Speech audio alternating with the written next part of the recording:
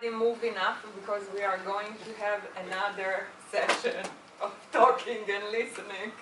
So please stretch out, get ready. You should please shout. Shout also good. Yeah. Thank you. We are going to do complexity in 1 hour and a half. It's like, you know, it's a bit of a stretch. Let's put it like this. Yes.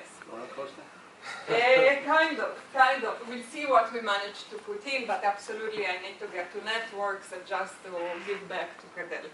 So there we will get. So, okay. First of all, I was supposed to have a session on systems before me, but we rightly so switched. I think it was great. Second time already, isn't it? No, the first switch. The first day you switched. No, in the first day it was me, just... it was a good move. Yeah. Also today it was a good move. So we spoke already in my first session about the approach of science, and the most deeply developed methodology and mostly used until the last part of the 20th century, it's what is called the reductionist approach, which brought us very far. The very basics of it is the fact that any phenomena can be reduced either to its basic components or to some more fundamental laws and principles. The most impressive example of it is the laws of Newton. The man really had a stride. So he managed to reduce all and every movement in the universe to 3 basic laws. It's incredible. And of course made reductionism the most attractive way to go. But it's also what was said many times today, that we have the as-if assumption that biology can be reduced to chemistry, chemistry can be reduced to physics, and physics is the foundation. Now, of course, we observe, and the other aspect which is fundamental about reductionism, though it's less discussed, is the aspect, the assumption of causality. So reductionism assume causality as always preceding the effect, so there is a linearity between cause and effect, and it assumes only one causal structure to any kind of phenomena, and this will become very relevant after, and thus everything can be reduced to matter and energy. This is within reductionism. I put here this graph because it makes it clear that if you believe in the structure of cause and effect, eventually you go to search for the prima causa, which means for the most original cause that gave birth to everything. So, and this is also the theory of everything, and this is also God in the creation, this is many things. Now, there is an interesting way in which Morin put it. It's a philosopher of complexity. He says that actually classical science rejected complexity on 3 main lines. One, the principle of universal determinism, which says that actually if I would know all and every fact, all and every initial condition, I could predict exactly all and everything which is going to happen. Also, all and everything that happened in the past. And this was already at the time of Newton and Laplace. The second one is the principle of reduction, which is what I just said, which means that whenever you see something complex, if you cut it into pieces, you're going to make sense of it. It can be reduced to something which is more fundamental. And the third one is the principle of disjunction, which means when you have something which is really wide, you can separate, you can isolate the territories of knowledge which are needed, and this is also at the basis of disciplines. So You have particular disciplines for different territories of knowledge, and they can be separated and isolated without issues. Now, of course, the world is full of all kinds of phenomena that do not exactly yield to the reductionist approach. Until a certain point, these phenomena were mostly dismissed. But in the last half of the 20th century, they are kind of exploding, and they are mostly part of the world that we create, because we are increasing connectivity and agglomeration. So even in the human world, the level of complexity is rising. But complexity exists at every scale. So there is no clear understanding through reductionism of development of multicellular organisms. There is no, it cannot be explained the whole aspect of social behavior, for example, in insects, beehives and ants, cities, social networks. They are all phenomena that do not yield to the reductionist approach. So in which fashion is complexity different from simplicity? Now, forgive me for being really, but we have 1 hour and a half. So this is the seminal paper of Warren Weaver in '48. He was the first to discuss complexity. He said, we have had a first period of science that was identified by problems of simplicity, which is the period of Newton, billiard balls, planets, something which is 1, 2, and I can write the exact mathematics of the few body, what was called when I was young the few body problems. They could be maximum 3 or 4. Then you have a different period which is called disorganized complexity, which is all the 19th century, Boltzmann and all statistics and probability. So you have a lot of variables, but they are not interdependent. They do not influence each other. So everything that is statistics, it's making average, and then you can take a large body of things and put in a thermometer, and you will get a temperature, and that's all you need, which means the average amount of kinetic energy of everybody together. And then he said, but now we realize there is another set of problems, which is, again, a lot of variables, but these variables are interdependent, which means they do influence each other. These problems are problems of organized complexity, and to this we need a different approach. This different approach was born in the last 30, 40, and you can, it has a very long history. You can see here cybernetics, general system theory, but then also some aspect of physics enter evolutionary biology, game theory, thermodynamics, system dynamics, you name it. More or less everything is there, and it goes towards creating a paradigm for what we call self-organization, which now I'm going to enter a bit more in depth, which deals with emergence and complexity and complex adaptive systems. So what is in complexity that defies the reductionist approach? Because the reductionist approach is cool. It puts us to the moon, it allowed us to solve a lot of things. So why it doesn't work? As you see, there is a free beer at the end. So the first thing is that we have what is called deep uncertainty. When we have the reductionist approach, we cannot deal with uncertainty, which is deep. What does it mean, deep? That it's not an outcome of ignorance, it's an outcome of something that I cannot know. And I will enter a bit more in that there. The other one is what is called contingency. Contingency, which means dependency, codependency, context dependency, historical dependency, which means here goes your universality and repetitiveness of experiment.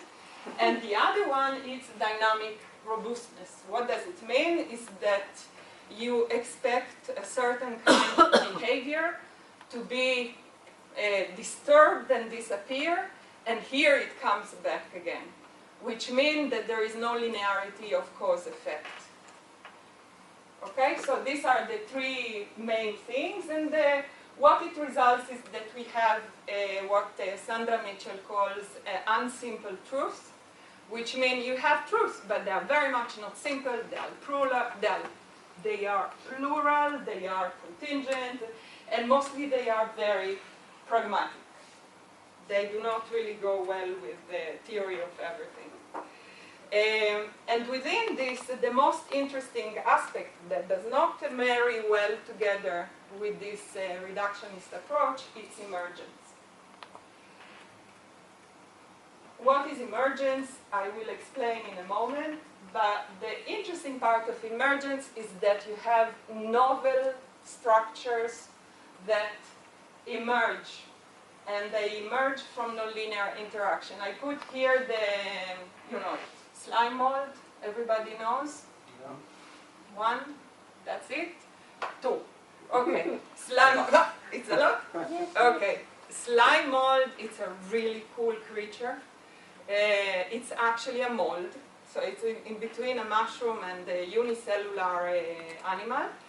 And the amazing thing of it is that part of its life, it's unicellular, and it's like scavenging on waste in the forest. But when conditions become difficult for some reason, you suddenly, out of nowhere, see that it starts to appear on the floor, which means it coagulates and it actually becomes a one body, and it behaves as a one body. Though it doesn't have a nervous system, it doesn't have a brain, it doesn't have a direction, it doesn't have anything, it can find its way. And then here you have all the very interesting experiments that were done that shows you that such a simple organism can solve maze, even they're using it now to run robots, to explore space, it can explore its space, which means it has properties which are absolutely emergent. They are not part of the unicellular. They searched for these cells that was giving the bell, let's get together now, and they found out that it's nowhere to be found. And there is no leader cell, but there is something that once you put it together has emergent properties that if you cut it into pieces are disappearing.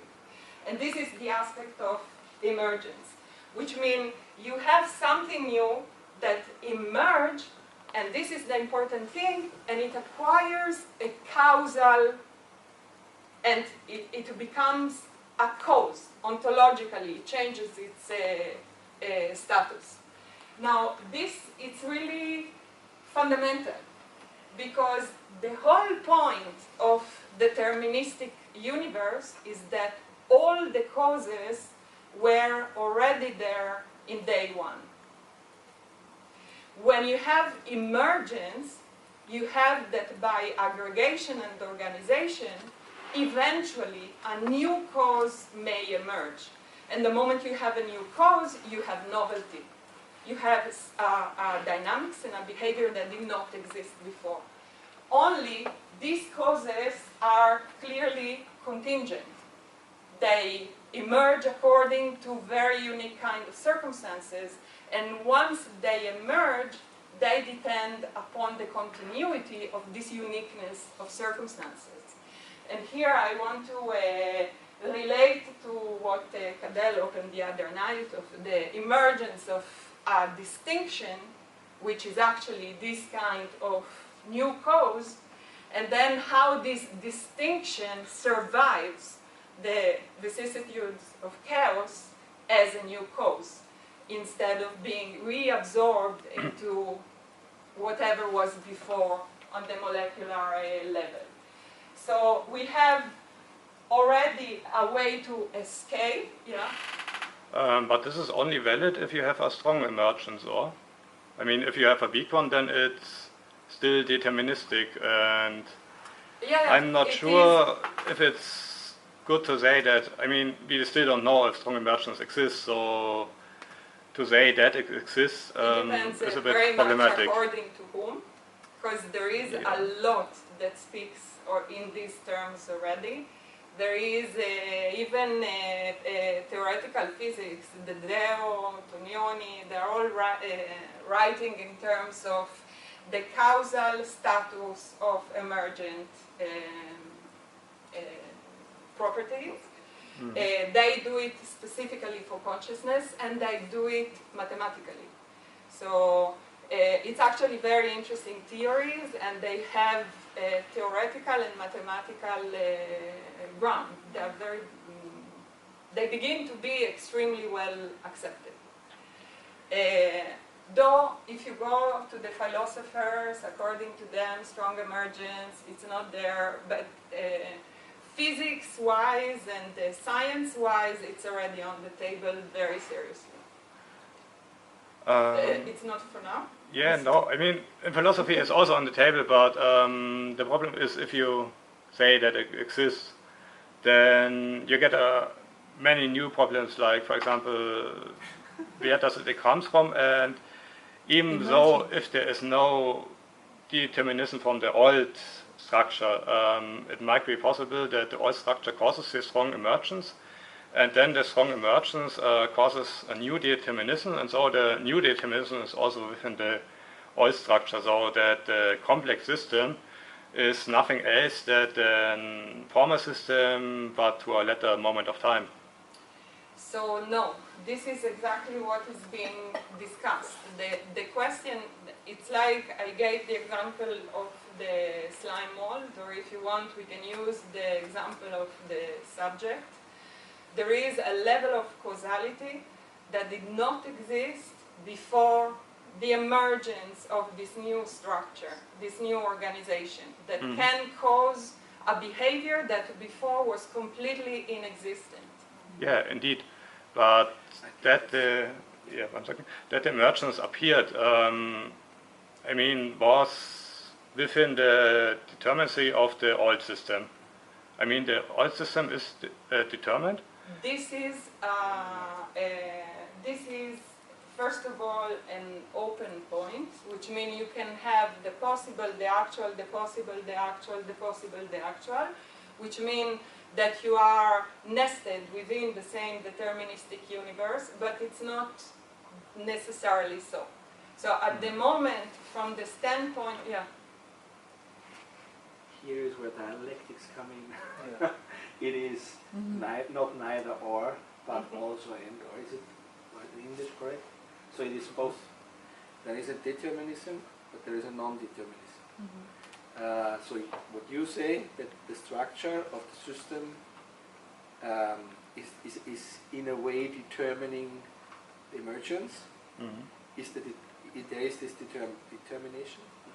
Determinacy, I think. Yeah. So Determinism. but what emerges, so it is being observed through induction, is not, cannot directly be deducted now from the structure before. So it's contingency, not determinism. Yeah. It's contingency. Contingency. it's contingency, but it's also, you do not have the way to correlate causality from the new level to the previous level. The causality is emergent. There is no way to reduce the emerging causality to the previous level of causality. This is why it is called emergent. Otherwise, it's just self-organizing. When you put the word emergence, it means that a particular property cannot be reduced to the previous level of cause-effect. Yeah, that's for sure, but the question is if the system for the moment t plus 1 can be, even with its emergent processes, can be reduced to the system to the time t. I don't think this is the moment to go in this tunnel. We can do it after, because we have a long way to go. You can take it as my assumption. This is the assumption with which I work. And it is not an unthinkable assumption, because I am not alone there. There is quite Yeah, I mean, if it would be unthinkable, then we couldn't think about it. Nachon, but you know, we can get there, and at the end of the lecture, and then we can open it in a discussion. But note a very interesting rationale behind the assumption being okay. I'm not alone there. Interesting. Just to let you know. No, this is not fair, Martha. Seriously. Because I'm not alone there at the moment. It means that there is a community which is multidisciplinary that deals with the basis of this kind of theory. It doesn't mean that I'm not alone there. Because at the moment I'm totally alone here, but it means that it has a different kind of meaning that has to do with the, if you want, with the amount of data and thinking and tools that goes into theory building. Now, if I was here and I would bring up this idea as totally mine, as I did in the first session, which is a different story, I would declare it. I would say, this is an experimental lecture, take it as mine, come to me personally. This is not the case. This is not me. Okay? I am, if you want, coalescing the line of thought in it, and there is a very long-standing debate between emergentists and non-emergentists. It's going on for 60 years. They do not agree with each other. I do not think it's really interesting right now. What interesting me at the moment is the kind of path between the idea of determinism and reductionism, and a different way to interact with the world, or if you want to think of the world. Because I'm not going to do science now. I'm going to show a different way of conceptualizing or categorizing and what it yields. This is what I'm doing here. Okay. So, if you want, where I'm interested to reconnect it, it's actually to the, I'm putting this here also because I understood that Gita is probably going to open this. So this is the question, if you wanted, that was really interesting for me. How does form originate? Where form, it's anything which is structure and organization. Now, I can ask it as a physicist, and I would ask, how does matter organize itself? I can ask it as a biologist, and it's a totally different kind of question, because it would be, where does all this diversity come from, and how does it generate itself? And if I ask it as a thinker, actually I am interested, where does the original thought come from? Or what are the generative mechanism of novelty? So now I'm going back to what I said before concerning emergence. So if I look at emergence through the theory of complex systems, actually what I have, I can see a layer which is the layer of the actors or parts of a system. You don't know what a system is, but you will know it. So I have a system which is composed of parts or actors or agents, and they are interacting between them, and they are interdependent. And while interacting, they are exchanging information. While they exchange information, suddenly a whole may emerge, like in the case of the slime mold, or like in the case of the group, or like in the case of France yesterday night. It was a womb, it was a one, okay? So I have a new whole that did not exist before. And this new whole now has causality, which means it will influence both the agent themselves, so we have a feedback, but it will also influence the environment. So in this, I have a co-emergence, a continuous co-emergence of the environment and the system itself. Like the herring. The herring has a brilliant skin, and in the mass of the herring is moving in a specific way, and predators, they need something. They cannot see this singularize the singular herring from this mass of herrings. So some fish developed a sword or a thing like that to cut through this and to point out and finally that they can see the single fish. Yeah. Yeah. And if I may add, so this is why I didn't need to speak about it, because you have it. The emergence, that in the specific domain language we say that the properties of the parts, whatever it is, do not determine the properties of the of the whole system. Yeah. And also the whole system cannot be reduced in its properties to the parts.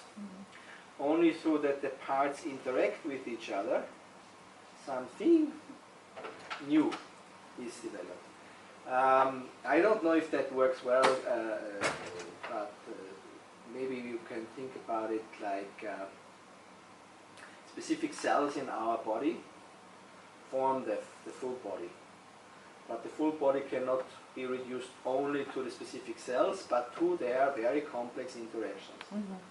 And the same goes with the cells. If you look at them, the properties of each cell, you cannot now. Is this not deduction or no, it's deduction. Sorry, from the single items to the general. So you can't say, oh, I see the body. You would see cells without the interaction. I think that there is a very, very good example of emergence in terms of cells. If you think at how we are conceived as humans, there is one cell. This one cell has all the genes, but it's one cell of one type. And then this cell is multiplying, and it creates the embryo. And they are all copies, exact copies of the same cell. At a certain point, out of some magic, so-called, this embryo begins to separate between tissue and bone and later brains and veins and so on and so forth. Until we get, I don't remember how many, 30-something, how many? Different cells in the body. I don't remember how many, but many. Just don't take away our magic. Keep the magic. Keep the magic. That's for Let's you. keep the magic. Cadell, that's for you. I am into stripping. So you have from this one gene, so-called, okay, which is the cause that we know how to account for, we have a whole difference that is being developed, and it's being extremely, the program is very complex and very developed, but it's not written anywhere in the genes, because each one of these cells has the same genetics. As of today, we know there is epigenetics, and we know something of how this happens, but it's an emergent property of the many.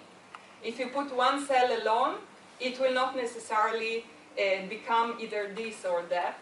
You have to have many alone, many together, in order for this kind of process to initiate, for the differentiation.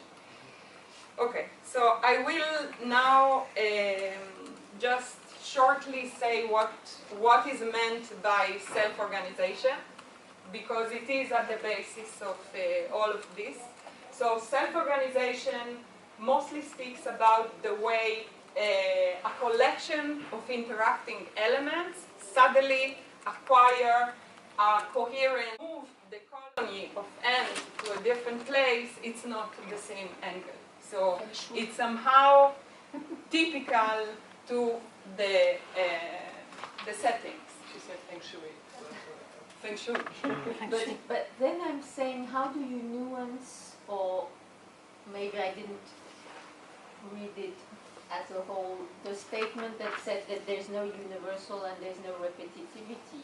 Because in much of what you have shown here, whether it's the thing or the termite orientation or the oil thing, there's a universal thing. It always happens, and it's Because repeated in the same conditions. I am speaking of self-organization now. So both the whirl and the oil, we are not yet speaking of complex system. We are just looking at self-organization. So we are not there yet. And I'm speaking about the fact that some of the properties can become emergent, but there are very few of them. It's not that whenever you have self-organization, you have emergent properties. Okay. They are separate. Another interesting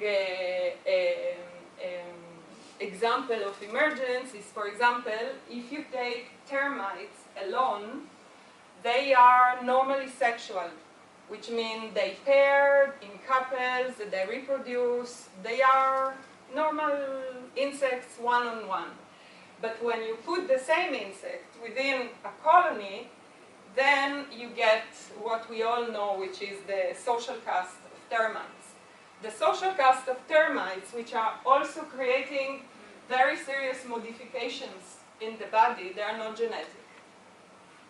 They are actually an outcome of sociality. You like it?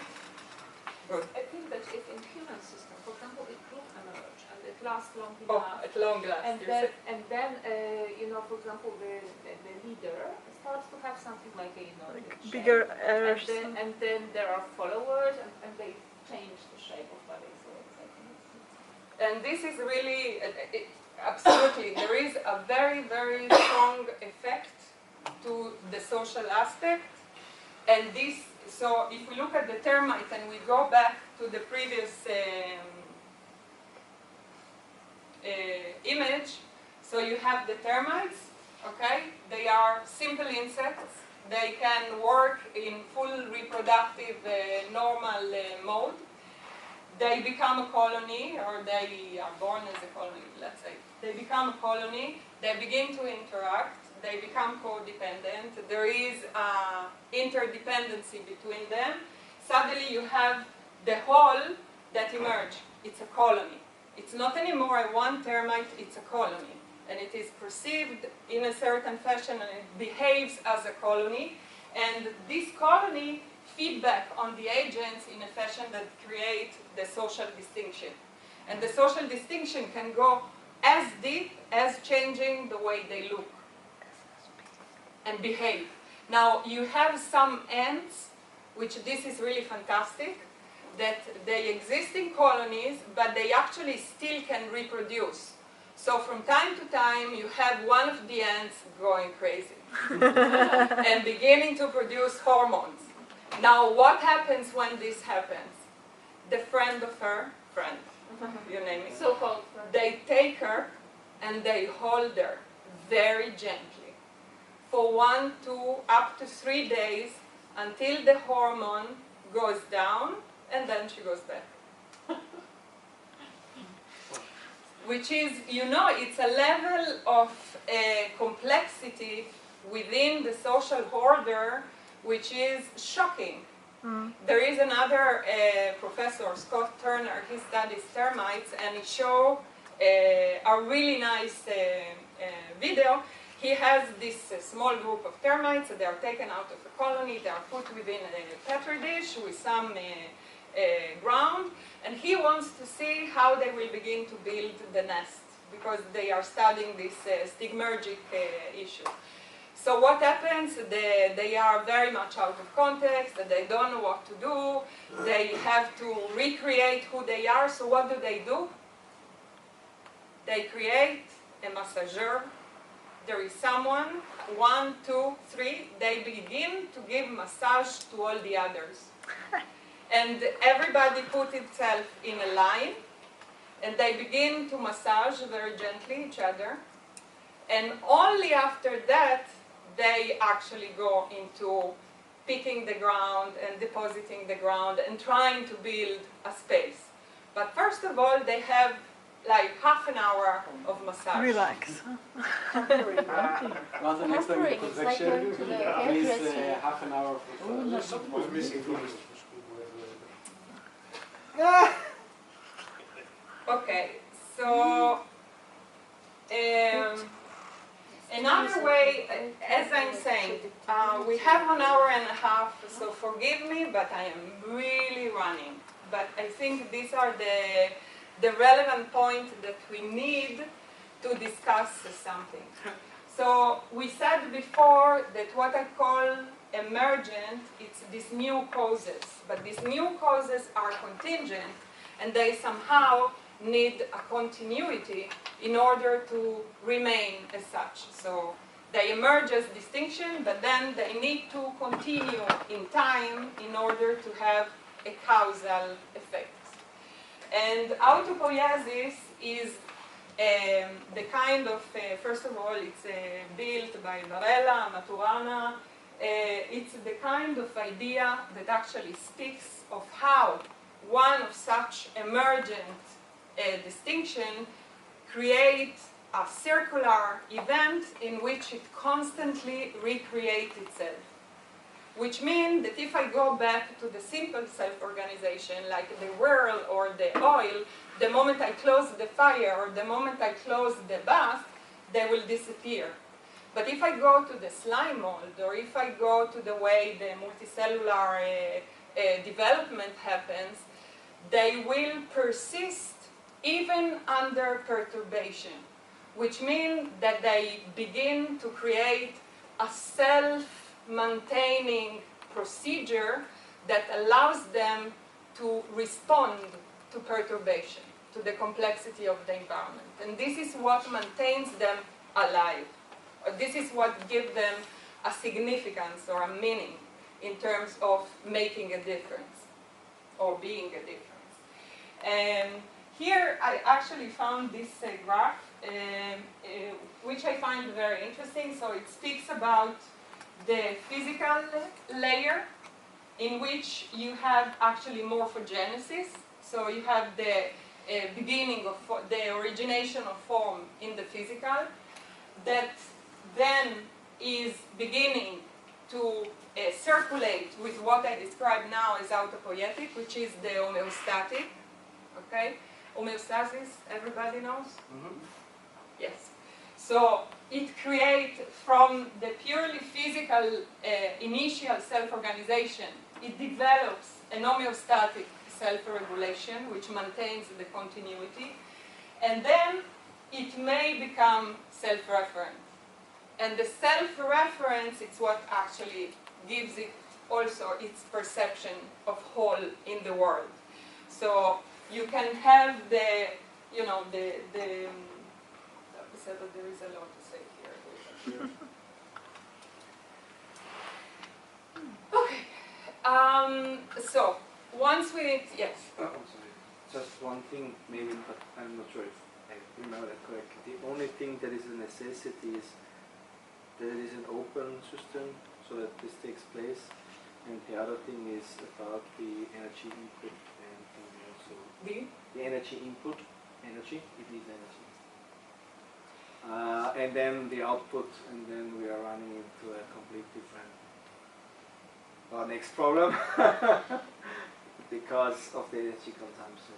Because of entropy? Yeah, entropy. Yeah. Increasing entropy. And increasing entropy. So the autopoiesis, it sounds, for me, when I first heard it, so beautiful, like self-sustaining systems, my goodness. But, yeah, they self-sustain themselves in that they continue the input of energy, so we eat, to make it simple, and they continue the constancy of entropy. They don't allow it to grow. They don't allow the level of disorder to grow, So actually this disorder, it's discarded as waste, Yeah. at which we are really good. But not only that, we do many other things. No, but this is a part of, as far as we have gained understanding, put it that way, these are also the limits to then other questions of very practically. I mean, you will speak then about cities, for instance, right? So if you design cities, if you engineer parts of our social technological lives, I think that this knowledge is not so present with those who are now responsible for.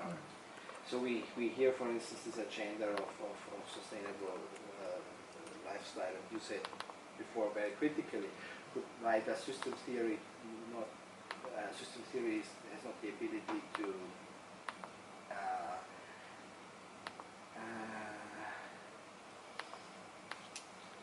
To concretely inform historical development, like political, economic revolution. yeah, and stuff but like in the sense that it to the betterment, to the betterment of Mhm. what if, but this is only if, what if that there are certain principles we can take into consideration, but nevertheless they limit us because they are the limits of how life as an open system is being,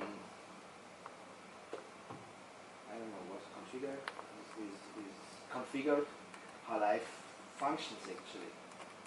And any life form, as far as I gained the understanding through listening to others, is a very well consuming and also then consuming matter. I think that you can go to the concept of ecosystems, which is a really interesting one, because what you see happening within ecosystems, it's actually also that the waste of each category becomes the energy input of the other category, but also you have a level of information which is running along the overall ecosystem that somehow regulates the in and the out in terms of entropy. It does. Yeah, it does in a way, and I agree, and we do that in practical terms. But as far as I've heard, not even this planet or our solar system actually will exist until the end of the day because of entropy, right? Oh, in the end? No, In the end, No, it's I all- mean like In the absolute sense. Yeah, in the absolute sense, When we are the all sun meant goes to there is disappear.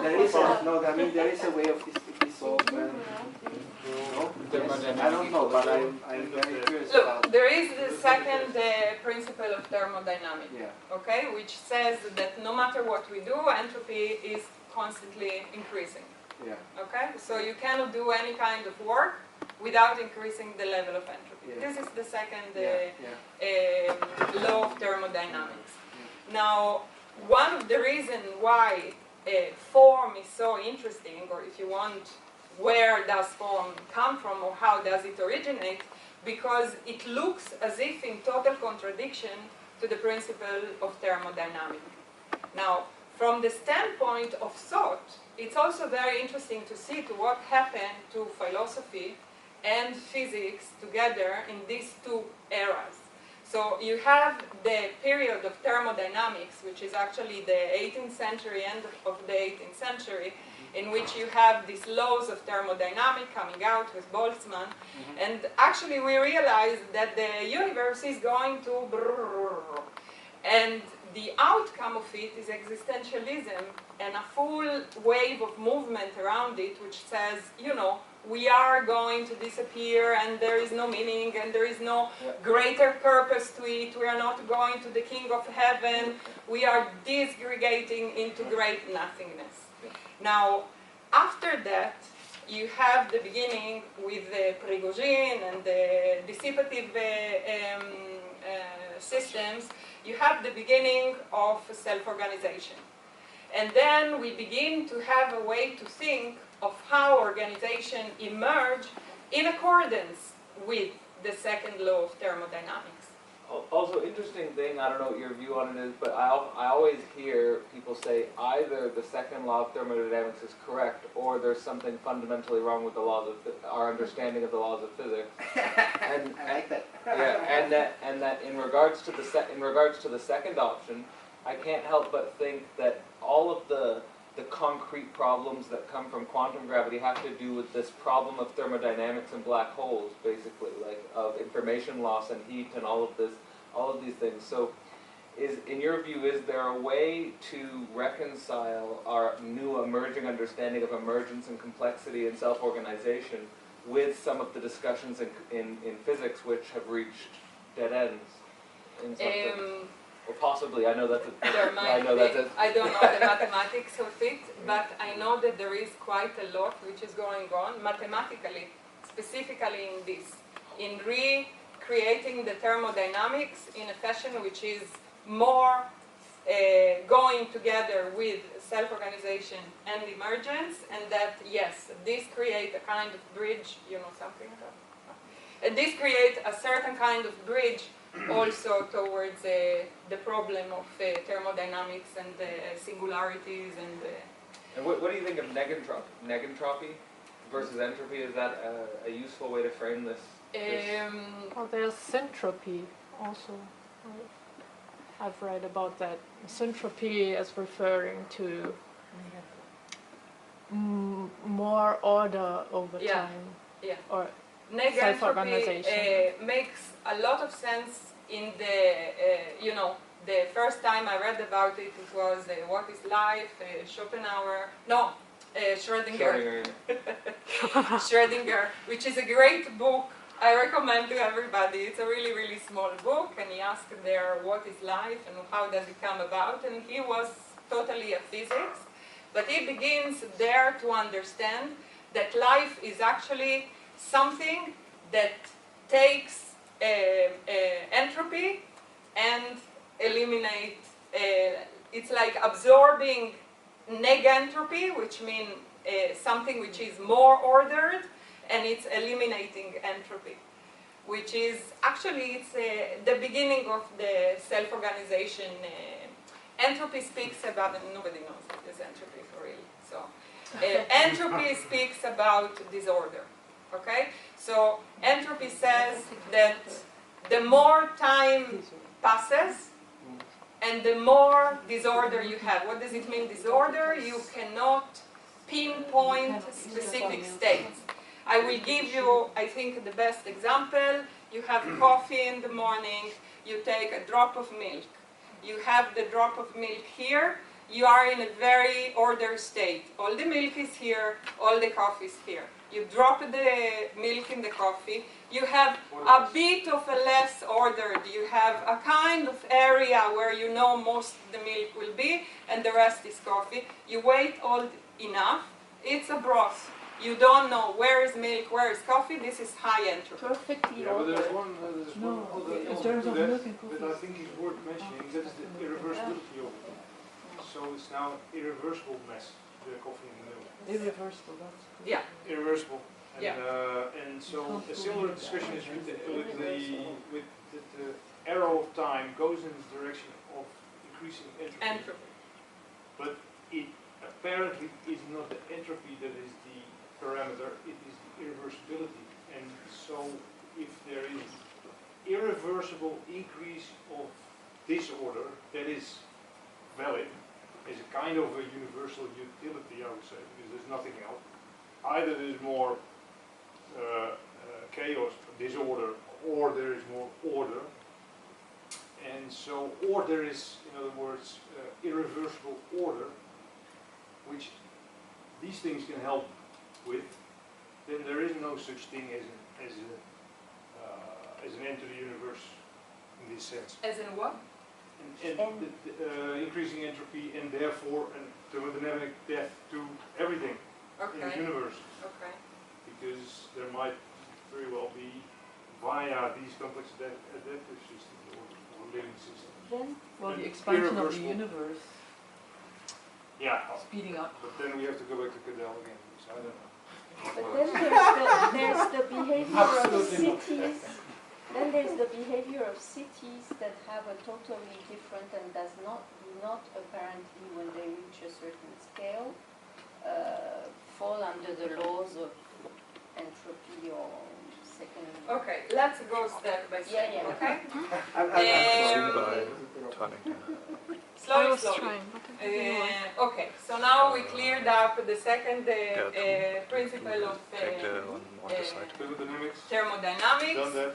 self-organization, the concept of emergence. Okay, so now what is complex? The other thing that I didn't say, that what actually defies reductionism, one is emergence and the other one is adaptation to perturbance and change, okay? Which reductionism cannot explain. How a system can learn and adapt a long time. So there is something which is called, again, complexity and the study of complex system. It's huge, huge, but we have an hour and a half, so I took a very particular one. That was It's very called- Trump-like of you. Huge. That was your Trump moment there. Oh. Absolutely. Okay, so I took a particular kind, it's called complex adaptive system, because at the moment what is actually interesting to me is to go from here to some kind of different conceptual landscape. This is what interests me, okay? So what is a complex adaptive systems? Very, very basic of it. It's many, many, many elements, units. It can be anything. They are usually diverse.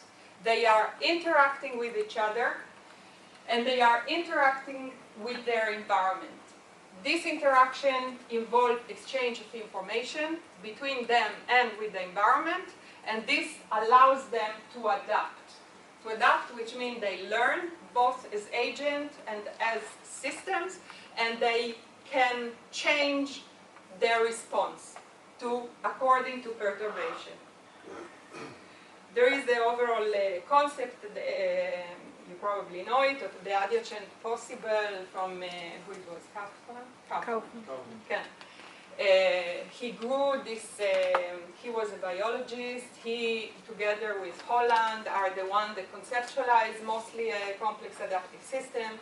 And he had this, when I was in university, long time ago, I remember that one of the big problems of one of the theoretical groups that we had there, they didn't know how to explain how things evolved. They showed me this huge space and they told me, you see, this is all the possible. But now, if we take this little creature and we look at the way it evolved, we see that the trajectory, it's pretty cool. It didn't care to go in all the places which were not relevant. But we are assuming that it's trial and error, or it's chance, mutation, variability, and selection, and this is not mathematically matching. So how did it happen? And they, back then, were doing all the mathematics according to thermodynamics. And the difference with Kaufman is that he started to introduce this idea of complex adaptive systems, and the way that the interaction actually is increasing the computational capability between them, so they adapt much faster. I will, yes, I know, it's maybe there will be a course. A year-long. Okay. So now it was said before by, by Rolf. He spoke about metaphors and he spoke about analogy. So these are two things, because complexity cannot be written down in an equation. This is the other aspect of not yielding to reductionism. Everything which is reducible can be written down to an equation. What is not reducible cannot be written down into an equation. So you need to find different systems of description. So metaphors actually are not bad at all. Stories and metaphors and analogies, because they allow you to carry the same concept across domain. Does that mean that mathematics as a discipline are not relevant for They are Yeah, very okay, okay, relevant. okay. Is that more in terms of modeling or in terms of chaos or? No, Okay. no. But there is a lot of mathematics there, but it's not in the form of equations. Okay, that I'm sure. I will get there. Okay, sorry. Yeah. So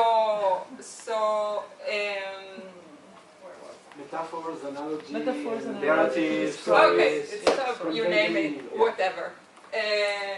But the very interesting one is the fact that though you cannot write it down in an equation, you can do what is called simulation. Which means, because it is a complex system, and it has this unknowable within its trajectory, you cannot possibly predict what it will be in the future.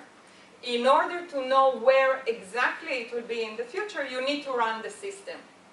So what was found is that in order to run the system, what you can do, you can create abstract models of the system and to run them in a computer and to see what you get, and some of the results are extremely relevant for the system itself. That's not a reduction. No, this is simulation, it's not reduction. Reduction is to write the equation. Now, simulation, as I said, it is a reduced model, Yeah, but reduced but model. you're not. It is. It You maintains still complexity. you still cannot say that you know all and everything that the system will do, but you can run simulations and you can have general ideas. Again, it's a pitfall, because then if you have very good simulations, then if you need to plan a city, instead of speaking with the people, you will speak with the computer. Yeah. And you will run many simulations. Or if you have a social problem, you will go to the computer, which is again a huge pitfall. And one of the problems of how complexity is being run today. But first of all, we need to understand that it is there. Okay? What interests us in the fact that it is there is that simulation is what allowed us to understand that the important thing, it's not like in Newtonian mechanics to know what everybody does, but it might be enough to know the rules of interaction. And here we come back to the social groups of Ivona, eventually. So this was one of the very first that was ever done. It was actually not, it was a computer programmer, Craig Reynolds. He wanted to reproduce the swarm of birds, which is like what you said before with the herrings. They have a similar complex kind of procedure when there is a predator, so they go into flocking. So he had to make this movie of flying birds. He didn't know what to do there. He couldn't possibly process each single point and tell them what to do. By the way, many tried and failed miserably. So he tried a different approach. He actually gave these boys only 3 rules. Really, really simple. He didn't tell them where to go or how to go or at which speed to go even. He told them avoid collision, basic. Velocity matching, which means try to align to your nearest neighbors, and flock centering, which means try always to be in the center of your nearest neighbors. So now this is a really interesting conceptual jump, because until now, whichever kind of system we looked at, we try to look at it from above and to have the full information of it in one point, called the observer, okay? Now what he does is something completely different. He takes the system and he breaks it down to the subjective level, which means suddenly you have a particular point. This point is seeing only its nearest neighbors, and on the basis of this, he does certain kind of action. From above, you know nothing. You don't really, you know the rules, but you don't know what each one of them is supposed to do on the next line. Okay, it's still a simulation, the computer does, but for playing, for a moment. And the voids were actually floating. If you, none of you, no, some of us do remember the first animations of the voids. They looked really fantastic in the 80s. I still have the CD.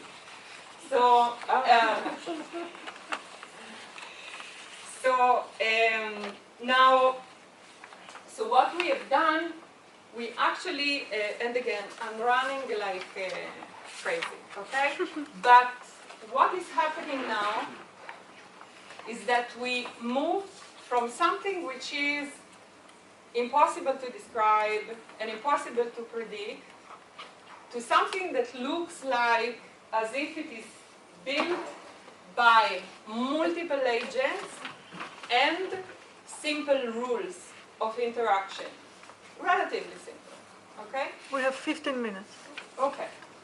So, and this, so the agents are autonomous. What does it mean? That the simulation does not tell them what to do. They have a goal of sort. So all the agents want something. And this want something doesn't need to be the same for each agent. Mostly it is diverse. This is the starting point for complexity, because if everybody wants the same thing, they can find a solution. They exchange information, but they can exchange it only with their neighbors. So there is a limited cognitive approach. You do not have all the knowledge, and you cannot take a frame of the system, because you will never know all of the information at any given moment. And they are interdependent, and you see that they adapt. And these tell us two more things. One is geography, and the other one is medium. What does it mean? That whenever you see complexity and you come from the classical approach, we tend to forget geography, and we tend to forget the medium. What does it mean? People are not placed in an abstract whatever. They have a geography. There is distance and proximity. There is accessibility and non-accessibility. There is connectivity and not connectivity. And it all matters because it defines how wide your nearest neighbors is, and so how valuable the information you can have.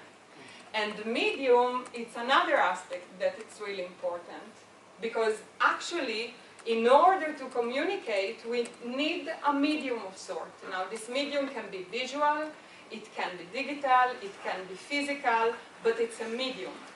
And in the majority of systems which are distributed in the geographic world, this medium have a materiality. And this medium is transformed by interactions.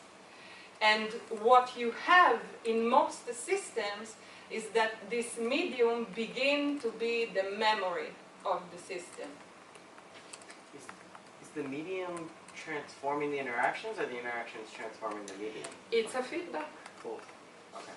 But it's a really interesting one, because the idea originally comes from someone that was an ethnologist studying ants. Ants look like, you know, the most freaking out creature and doesn't know where it wants to go, but they are, when you study it on the bigger scale, they are incredibly efficient in the way they go and fetch food, in the way they deal with their internal stuff, so in the way they build a nest. So there was this ethnologist studying them, and he said, how can it be? It's like this creature doesn't have any kind of computational capacity, but they do things which are incredibly complex, like building a huge nest and maintaining it exactly at the same temperature through deserts.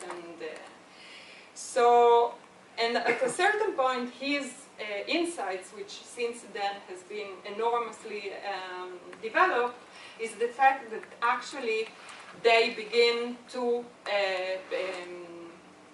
modify their environment, but not all of their environment. They begin to modify the medium through which they communicate. What does it mean? That they, for example, deposit pheromones that have particular properties, and this is how they know where to go when. So what happens, for example, in colonies of ants, is that the overall geography around the nest, it's an intelligent repository. It's a repository of intelligence. In the same fashion that if I go to the synapses, okay, that are closing and opening and getting stronger, and it's an intelligence repository of a very stupid colony. Sorry for saying that. I'm not saying that this is all there is to it, but it can be understood in this fashion. So we have these two aspects of geography and medium, and they look at the beginning like very limiting, because if you have something that happens in a territory and it roots itself in the territory, you're not going to manage to change the dynamics. Okay, now we go on. We have 5 minutes for the interesting part.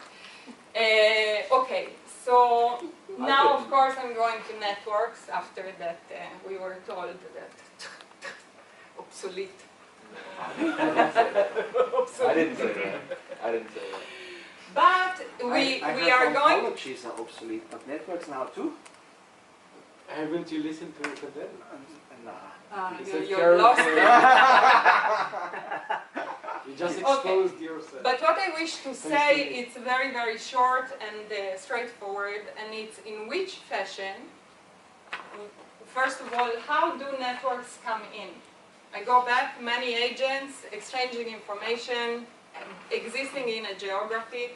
I can represent them as a dynamic network. Nodes, edges, all those that communicate are connected, and so on and so forth. Rolf showed us before. It looks very nice, the networks. So now let's rethink the concept of geography through networks. Clearly, it changes something. Because if geography goes with the limitation of spatial, the moment that you go to networks, we all saw it with the internet, but it's not only the internet. It's transportation, it's public spaces, it's you name it. For example, a very practical application. If you live in a neighborhood, and this neighborhood has new building, and you want it to be somehow consolidated in terms of a community, you cannot expect people interacting in any fashion unless you have small shops on the streets. What does it mean? People do not interact in the elevator. In no fucking way. They do not interact in committee. They do not interact because they go to ask a sugar to the neighbor. The only place where they actually interact is some sort of public space where someone will tell you bonjour, bonjour, au revoir, merci beaucoup, whatever. Which is something that it's totally disregarded in many of the new buildings, but it's a matter of networks and that geography, that it's not exactly a geography on the map, it's a geography of connectivity, but it's a geography of connectivity that makes all the difference. So again, geography is about exclusion and it's about territorialization, but networks allows a different way to play with territorialization and the coagulation of a system. The territorialization not necessarily needs to happen in a determined space. You can change the network and the territory will change, or the geography will change. Very fast, but number one. Second, the idea of networks allows us to rethink separation, because we come from a place of Euclidean geometry, and we think separation through surfaces. So I've heard many times the inside and the outside. The inside and the outside presuppose a surface. It demands a surface, otherwise there is no inside and there is no outside. But when we look in terms of networks, actually what you get is interpenetration. I think that interpenetration We I have think 5 minutes. You can 5 use minutes. There. There is a beer at the end. An alternative is structural coupling, I think. For whom found this, if you find this a strange term, maybe structural coupling is more. So I think one of the really interesting example of it is corals. Have you ever seen, if you didn't, please go find it. Look at what corals do at night. You know? Corals, oh yeah. No, corals are fantastic. So first of all, if you look at corals as an ecosystem, it's really kacha. It's a lot of interpenetration, okay? And they are actually one of the densest network in terms of ecosystem that there is on all the planet. There is two. One is the corals, two is the tropical forests. We are killing both of them. But so what corals do, which makes a lot of sense, they are fighting for space in the same fashion that the fauna and the animals are fighting for space in the tropical forest. So if you see what they do at night, they actually take out their entrails and they try to digest their neighbor. And they digest each other in a very networky fashion. It's not a surface. So they begin to do this, you know. So on one side, it's not really a very romantic story, but on the other, it gives you a surface of accessibility and connectivity, which is unlike any other. And life almost never works with surfaces. It's always networks. Because of this,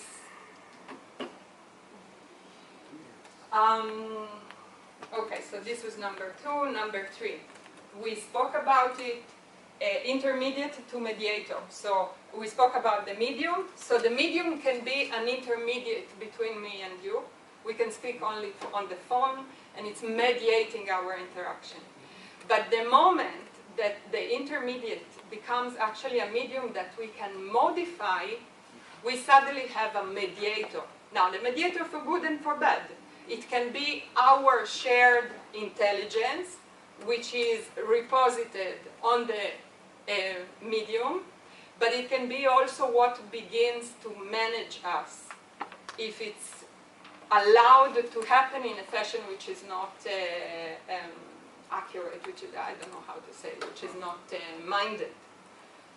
And there are many dynamics in this, and I look at okay, so to close, I think that from the standpoint of what we are doing this week, probably the more interesting conclusion of all of this rushed journey is a new perception of agency. What I mean by that is that we can look at actors themselves as if existing on a network. And this gives us a big advantage. I don't agree that the network doesn't serve us. It does serve us. Because if you perceive yourself as existing on a network is something that it's very easy to modify. Because you are going to connect another philosopher, or you are going to connect another significant others, you are going to connect a different organization, a different place of knowledge, a particular passion, you name it. And the moment you do this, you are transforming yourself, the world around you. So in this sense, the networks, in a way, it makes it a bit more possible to think of how actors are world-making entities.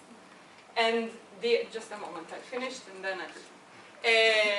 then the other thing, which by now I forgot. Actors are changing the world.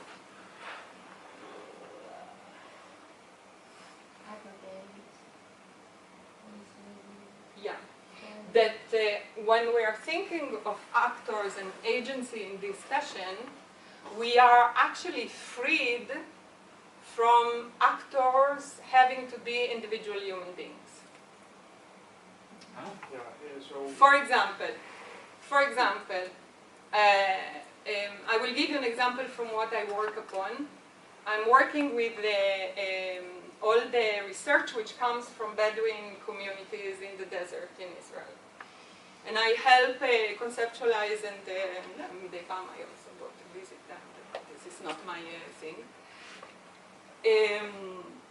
And we notice that there is some very interesting kind of feedback there. And one of the really interesting one is the way that they divide the land between them and keep it in time. And they divide the land only upon natural physical traits, which have to do with water. Now, these traits in a desert, they move constantly, but they do not measure the territory, they go with the trait, because the trait will always be the line that divides the water between two territories, so this is what is relevant for them. And they consider this more reliable than humans or whatever. This is how they tell it, they have a say about it. And you can say that once you conceptualize this system, you have to put in Mother Nature or whatever, natural forces, weather, climate, as an actor or as an agent, because it does have a transformative force. You cannot not consider it. And then we change the status, which I think is really important in a world like ours, to begin to change the status of who is an agent and who isn't. In the same fashion in which here the natural forces are agent, for example, me in front of an institution, it's also agent to agent. Less funny, but it's still an agent-to-agent interaction. Okay. I think that's it. You can go to drink beer.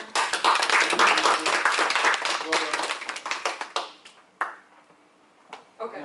Shall we have a small round? Maybe one person, like each person, one comment, and we have one flying question and yeah. Comment, questions? What do you mean? I had one question. Yeah. What you said about actors as world-making entities, Yeah. is that as well for the centralized, the decentralized, and distributed networks, or mainly for the distributed networks?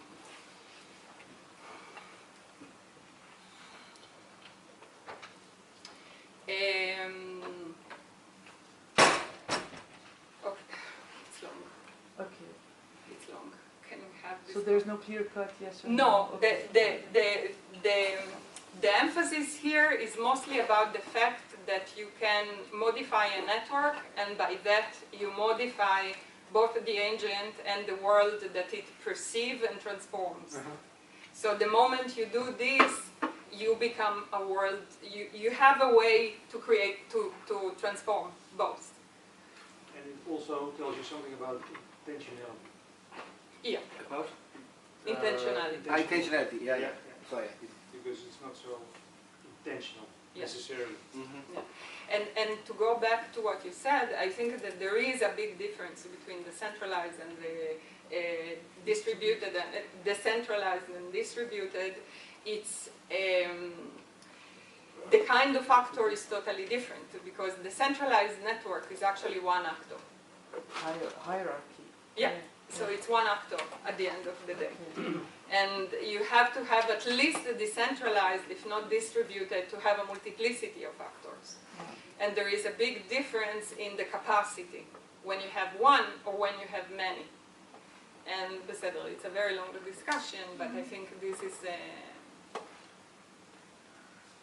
I have a question maybe as well. I didn't really understand why in the end you had these each two terms and the verses in between, because from my perspective, I didn't really see how they were contradicting. For example, when you said networks versus geography, I don't really. I think also in when you think geographically, networks can be included and not excluded. Yes, but geography is based on a very exact measure of distance. Okay, this is one way to measure geography. You have distances. And the moment you speak of networks, distances become a parameter. So if you have a geography but you introduce either digital connections or transportations, you already change the geographic distance and you transform the network. It's not the same. Yeah, but for example, I work in a team where only geographers are, and they introduced to me the concept of TPSN. It's territory, place, scaling, and networks. So they see geography as the combination of all of those four. So this is what I maybe didn't get, or I would just question it maybe, that the versus only is a certain perspective, and I didn't really get why you chose to use that perspective. Geography is the kind of geography and territory is something that belongs very much to the classical perspective. Okay. Yeah, but this is what I'm saying. Geography can also be. No, but geography today is not classical But I at all. don't think Sayfan opposed geography to anything. I think she said there was a geography and medium that was important, and she opposed intermediation to medium, which is intermediation meaning that you need something in between, versus the medium is where you are embedded in. So surface versus interpretation. but there wasn't anything opposed to geography from what I No, it's remember. okay. We did it very fast. I understand that it's there is The other what opposition was surface and interpretation. Yeah, I know, but I even there I didn't understand the verses. I understand.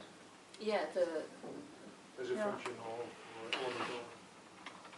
Are you talking about the same concept? Right, but I think that Yeah, the no, but- geography for me was like the unchanging territory versus network, which is an ever-changing territory in the sense of the relation and distances and everything. So geography Yeah. was like a metaphor for an unchanging territory. Yeah, I understand, but maybe it's a critique on the term geography. Maybe I think it's too big of a term to let it stand against a smaller term of networks, which is only. Like from the perspective of geographies, they would protest because, of course, they like kind of include networks Yeah, in their yeah, field, and yeah. like The other way it's around. with all terms like that. Yeah. Like, kind of understand something and put it something, and then you Yeah. like, you ask the person who identifies with this field, and this field is, of course, much bigger than you intended in Yeah. your usage. So it's. If I may, because we have like kind of again behind the time frame, I have a sense that we really need discussions more, Yeah. and we didn't have many opportunities to talk as we did, for example, yesterday. So it's kind of if you are still preparing your modules for tomorrow and the day after, leave at least half an hour for the discussion of your model within your time frame. I think that would be very, very helpful. Just prepare less. You can say For 40 minutes. Let's discuss. I think enough for 2 minutes I found it now. Because we need space to kind of assimilate and to interrelate what we are experiencing as a prepared thing with what we think about it, how in our mind it relates to what's been there.